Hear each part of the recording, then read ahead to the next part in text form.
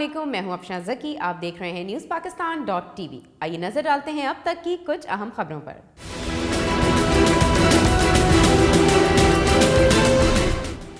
مریم نواز کا نام ECL سے نہیں نکالا جائے گا، وفاقی کابینہ نے اجلاس میں ذیلی کمیٹی کے فیصلے کی توثیق کر دی۔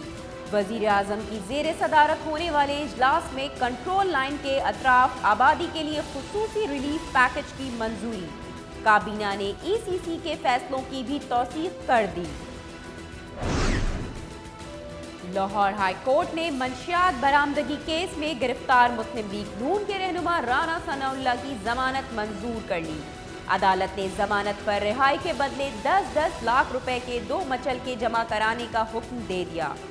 رانا ثناء اللہ کو ANF نے رواں برس جولائی میں گرفتار کیا تھا۔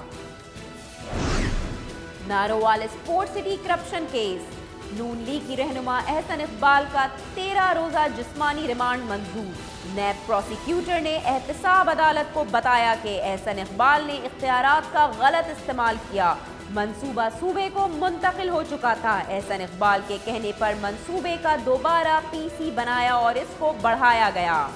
عوام کے حقوق کے لیے کھڑے ہونے پر گرفتار کیا جا رہا ہے، ترجمان مسلم لیگ نون مریم اورنگزیب کا بیان، کہا نیب کے پاس احسن اقبال کے خلاف کرپشن کا کوئی ثبوت نہیں۔ لاہور کی احتساب عدالت نے آشیانہ اقبال کیس میں پاکستان مسلم لیگ نون کے صدر شہباز شریف کو ذاتی حیثیت میں 7 جنوری کو طلب کر لیا۔ عدالت کی شہباز شریف کو آئندہ سماعت پر حاضری یقینی بنانے کی ہدایت۔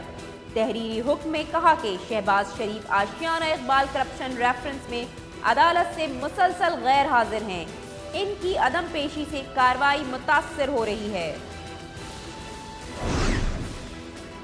ہمت ہے تو گرفتار کرو، بلاول بھٹو زرداری کا آج نیب کے سامنے پیش ہونے سے انکار، کہا جب بھی سیاسی جدوجہد تیز کرتا ہوں نیب سے کال اپ نوٹس جاری ہوتا ہے، جتنی چاہیں رکاوٹیں ڈالیں، والدہ کی برسی لیاقت بات میں ضرور منائیں گے۔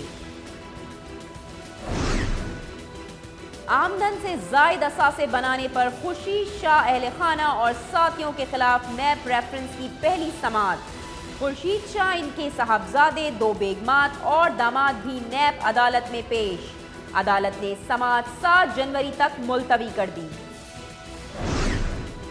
پاکستان کو اسٹرکچرل اصلاحات پر زور دینا ہوگا، اسٹرکچرل اصلاحات ہی پاکستان کی معیشت میں عروج و زوال کی سائیکل کو توڑ سکتی ہے۔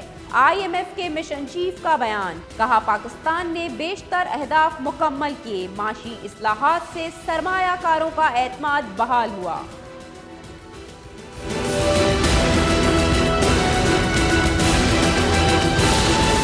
اب تک کے لیے اتنا ہی، مزید خبروں اور اپڈیٹس کے لیے وزٹ کیجیے ہماری ویب سائٹ newspakistan.tv۔